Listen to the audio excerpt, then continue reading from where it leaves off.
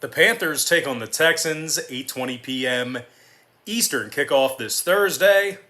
Carolina's -7, totals 43.5. And if you like Houston in an upset victory at home, they're plus $3 for some money line cash.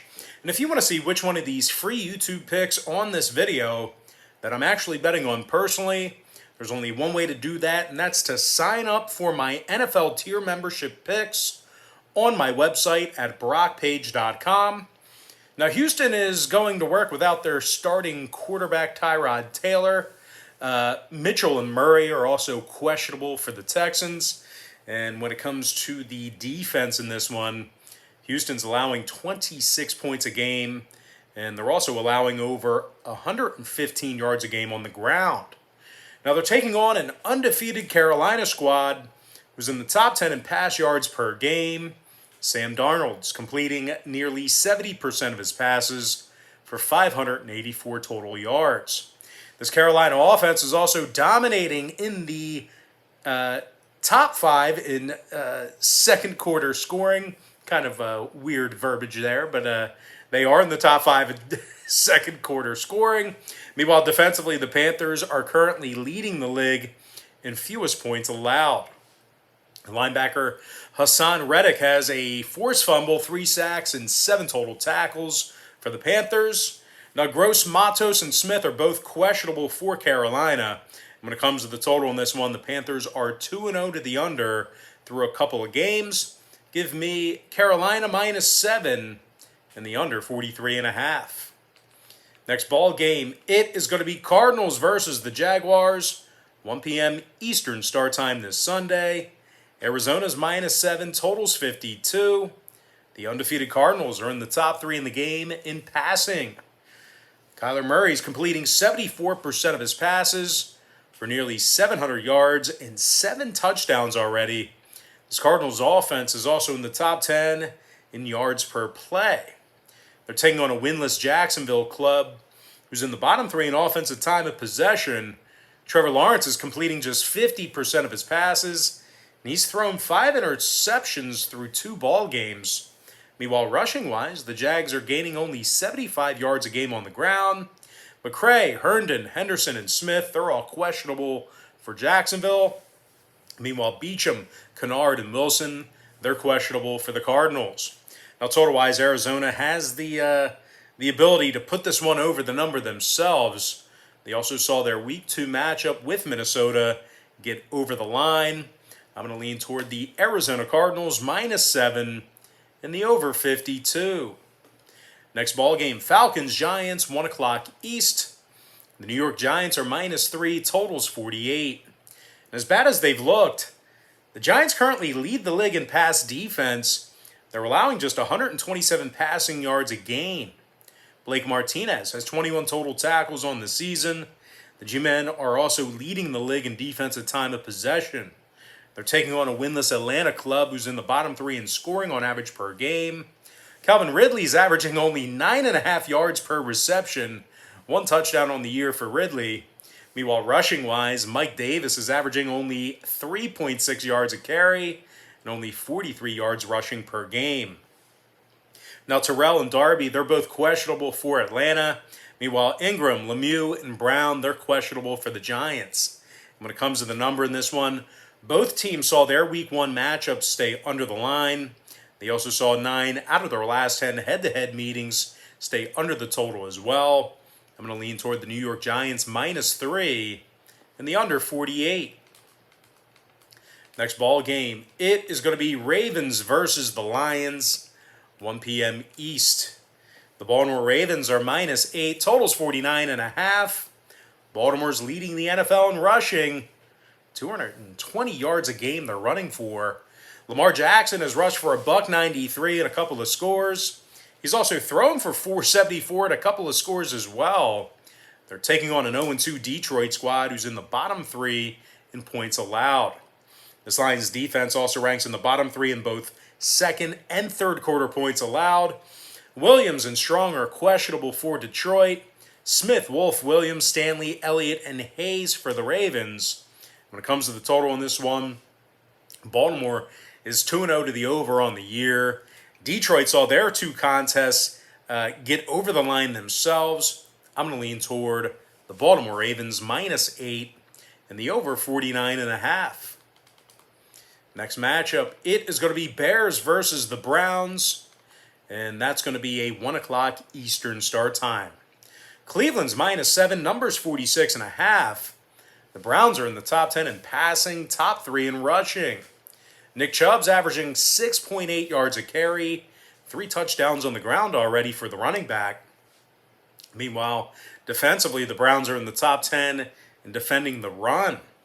They're taking on a Chicago team who's got an injured Andy Dalton at quarterback. The Bears have certainly proved to be little threat throwing the football. They're throwing for just 135 yards a game through the air. And once again, Dalton and Goldman are both questionable for Chicago. Beckham, Hubbard, Wills, Fields, and Togiai for the Browns. And when it comes to the number in this one, I just don't think the Bears can help put this one over. I don't think they can score enough. They also saw their Week 2 contest with Cincinnati stay under the line. I like the Cleveland Browns -7 and the under 46 and a hook. Next ball game, Bengals, Steelers, 1 p.m. East. Pittsburgh's -3, totals 43.5. This Pittsburgh defense is in the top 10 in fewest yards allowed per rushing attempt. TJ Watt has 2 sacks on the year already and a pair of forced fumbles. You do want to keep an eye on him. He's battling a groin. I think he will be available, but just keep an eye on his status. Meanwhile, Minka Fitzpatrick and Joe Schobert, they both lead the defense with 16 tackles apiece. They're taking on a Cincinnati club who still hasn't figured out this Joe Burrow thing. He's thrown 3 interceptions, and he's been sacked 9 times already in just 2 games. Meanwhile, defensively, Cincinnati's in the bottom 5 in fourth quarter points allowed. Suafilo and Waynes, they're both questionable for Cincinnati. Hayden, Watt, Bush, Johnson, Highsmith, and Davis, they're questionable for the Steelers. When it comes to the total in this one, Pittsburgh's 2-0 to the under through a couple of ball games, 60% to the under in their last 10 meetings with Cincinnati. I like the Pittsburgh Steelers -3 and the under 43.5. Next contest, Colts, Titans, 1 o'clock East. The Tennessee Titans are -5.5, numbers 48. Tennessee's in the top 5 in rushing, top 3 in offensive time of possession. Derrick Henry's rushed for 240 yards in 2 games already, along with 3 scores. Meanwhile, defensively, as bad as they've looked at times, the Titans are still in the top 10 in fewest fourth quarter points allowed. They're taking on a Colts team who may have to go to work without Carson Wentz. I think he's out. I know that Frank Reich has said he's still possible, but he somehow managed to sprain both of his ankles this past Sunday. I don't know how you do that. But this Colts defense is also in the bottom 10 in yards allowed per play. Now, Rhodes, Wentz, Smith, and Campbell, they're all questionable. Lawan, Brown, Ferkser, and Farley for the Titans. When it comes to the scoring in this one, 6 out of these teams' last 10 meetings got over the posted number. Both teams also saw their Week 2 contests get over the line respectively. I'm going to lean toward the Tennessee Titans -5.5 and the over 48. Next matchup, it is going to be Chargers versus the Chiefs, 1 p.m. East. Kansas City's -7, numbers 55.5. Now, Kansas City's failed to cover the number in their first 2 ball games. They look pretty bad defensively as well. Kansas City's dead last in the league in rush yards allowed. They're also giving up 7.6 yards per play. They're taking on a Chargers team who throws for nearly 325 yards a game. Justin Herbert's completing 71% of his passes for 675 yards and a couple of scores. Keenan Allen is also averaging 104 yards a game receiving.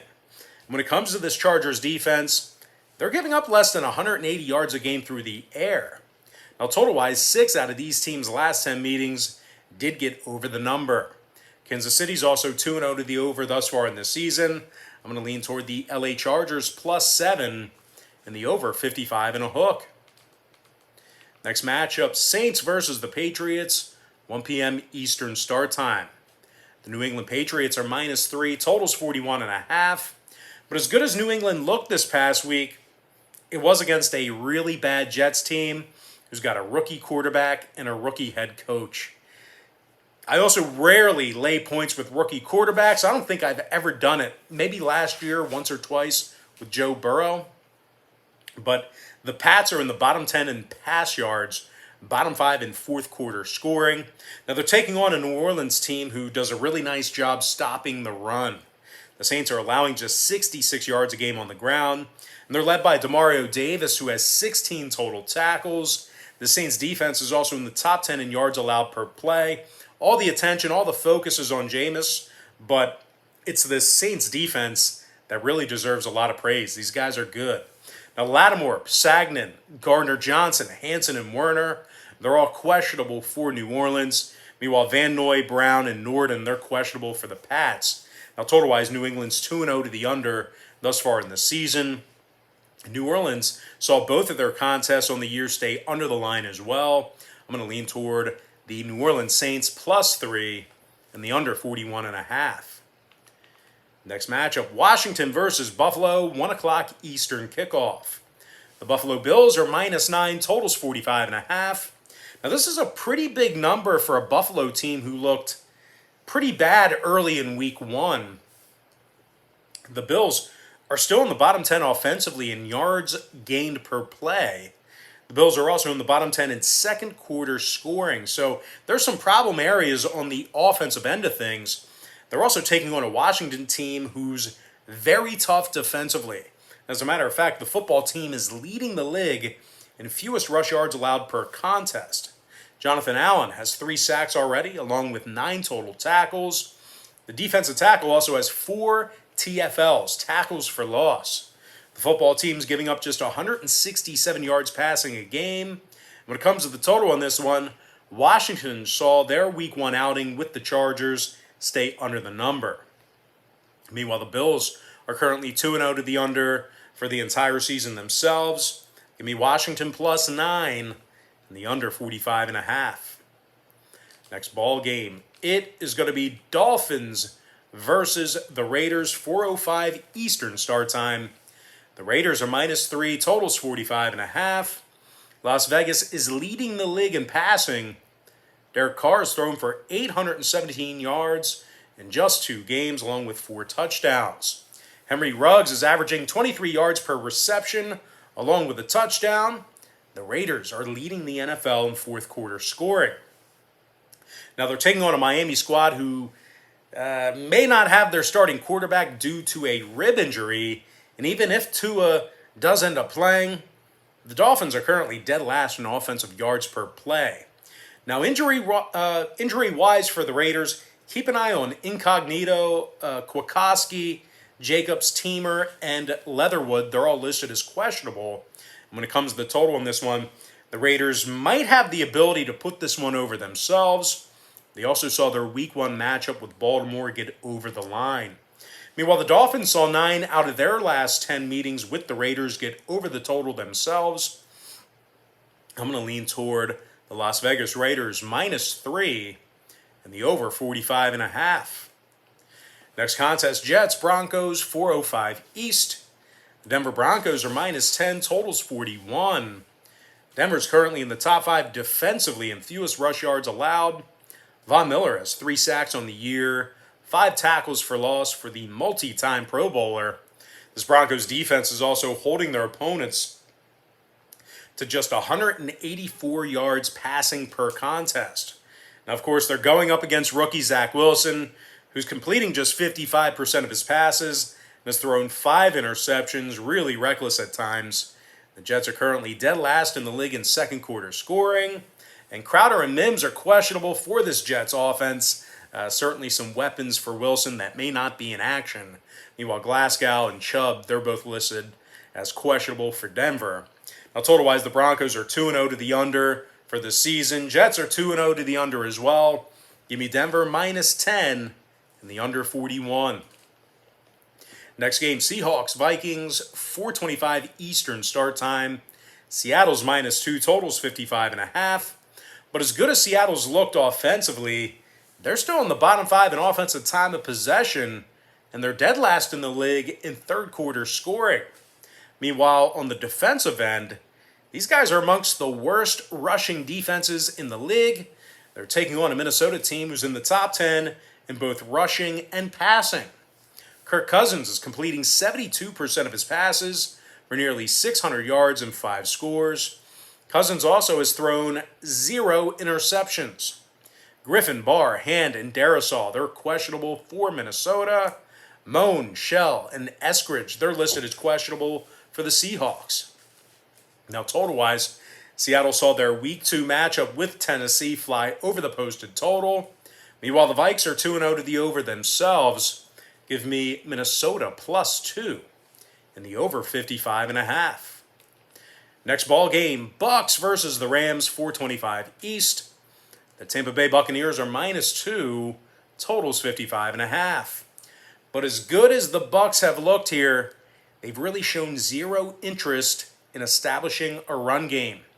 Tampa Bay's rushing for just 67 yards a game, and they're also in the bottom 5 in rush attempts. Meanwhile, defensively on the other side of the ball, the Buccaneers have really struggled defending the pass. They're giving up 342 yards a game through 2 contests. They're taking on a Rams team who's in the top 10 in passing. Matthew Stafford's completing 70% of his passes for 599 and 5 scores. Cooper Kupp has also caught 3 touchdown passes and is averaging 136 receiving yards a game. Meanwhile, defensively on the other side of the ball, the Rams have 4 takeaways and rank in the top 10 in fewest yards allowed per play. I think Aaron Donald might give this Tampa Bay offensive line some fits. Now, total-wise, LA's 2-0 to the over in their last 2 straight. Tampa Bay's 2-0 to the over in their last 2 as well. Give me the LA Rams +2 in the over 55.5. Next ball game, Sunday Night Football, Packers versus the Niners, 8:20 Eastern start time. The 49ers are -4, totals 49.5. But as good as the Niners have looked on defense, they're still in the bottom 10 in rush yards allowed per game. They're also in the bottom 3 in fourth quarter points allowed as well. They're taking on a Packers club whose running back just had the game of his career. Aaron Jones had 4 touchdowns on Monday Night Football. He's got 4 touchdowns on the year. All those scores came in one game. And oddly enough, this Packers offense is in the top 10 in third quarter scoring. Now, defensively, this Packers secondary allows only 193 passing yards a game. DeGara and Scott are both questionable for Green Bay. Meanwhile, Norman, Mosley, and Sermon are questionable for the Niners. Now, total-wise, 7 out of Green Bay's last 10 meetings with San Francisco got over the number. And both teams actually share a common opponent in the season already, and that's with Detroit. Both Green Bay and San Francisco saw their games with the Lions fly over the posted number. I'm going to lean toward the Green Bay Packers +4 and the over 49.5. And with that, guys, now it's time for our next and final matchup. It is going to be Monday Night Football. Eagles versus the Cowboys, 8:15 Eastern start time Monday night. The Dallas Cowboys are -4, totals 52. Now, as good as the Cowboys have looked offensively, these guys are really struggling to defend the pass on the other side of the ball. Dallas is in the bottom 10 in yards allowed per play, and they're giving up nearly 350 pass yards per game through the air. They're taking on an Eagles team who's played some really good defense in their first 2 games. Philadelphia's in the top 3 in fewest yards allowed per play. They're also giving up just 162 yards passing through the air. Jordan Hargrave has 4 tackles for loss, 2 sacks, and a dozen total tackles from that defensive line. The Birds are in the top 5 in fewest first quarter and third quarter points allowed. Now, injury-wise, Brandon Graham, he's out for the season. Snapped his Achilles like a twig. Meanwhile, Rodney McLeod's questionable with a knee. Now, the Cowboys on the other side, they got some guys on the injury report as well. Gregory, Cooper, Watkins, Shike, Armstrong, and Wilson, they're all listed as questionable for Monday's action. When it comes to the total in this one, Philly's 2-0 to the under thus far in the season. They also saw 6 out of their last 10 meetings with Dallas stay under the line. I'm going to lean toward the Philadelphia Eagles +4 and the under 52. And with that, guys, now it's time for our quick pick recap. Powered to you by my website at brockpage.com. I like Carolina -7, under 43.5. Arizona -7, over 52. New York Giants -3, under 48. Baltimore Ravens -8, over 49 and a hook. Cleveland -7, under 46.5 points. Pittsburgh -3, under 43 and a hook. Tennessee Titans -5.5, over 48. LA Chargers +7, over 55.5. New Orleans Saints +3, under 41 and a hook. Washington Football Team +9, under 45.5. Las Vegas Raiders -3, over 45.5 points. Denver -10, under 41. Minnesota +2, over 55.5. LA Rams +2, over 55 and a hook. Green Bay +4, over 49.5 points. Before I give you my next and final free pick for the video, one final reminder that if you want to see which one of these free YouTube picks on this video that I'm actually betting on personally, there's only one way to do that, and that's to sign up for my NFL tier membership on my website at brockpage.com. I'm going to lean toward the Philadelphia Eagles +4 and the under 52. With that, guys, now it's time for our shout out of the day, and that's going to come from our YouTube platform. And our shout out of the day, that goes to TCGMD 2010, who said earlier today, "You the man, Brocco."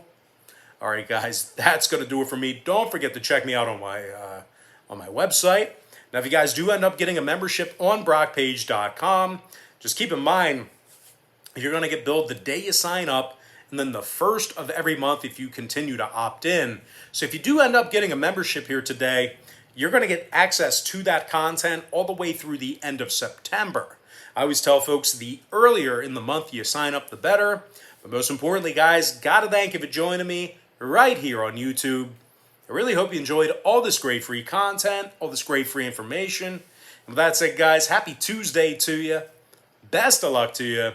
And I look forward to seeing you later on today on my website at brockpage.com.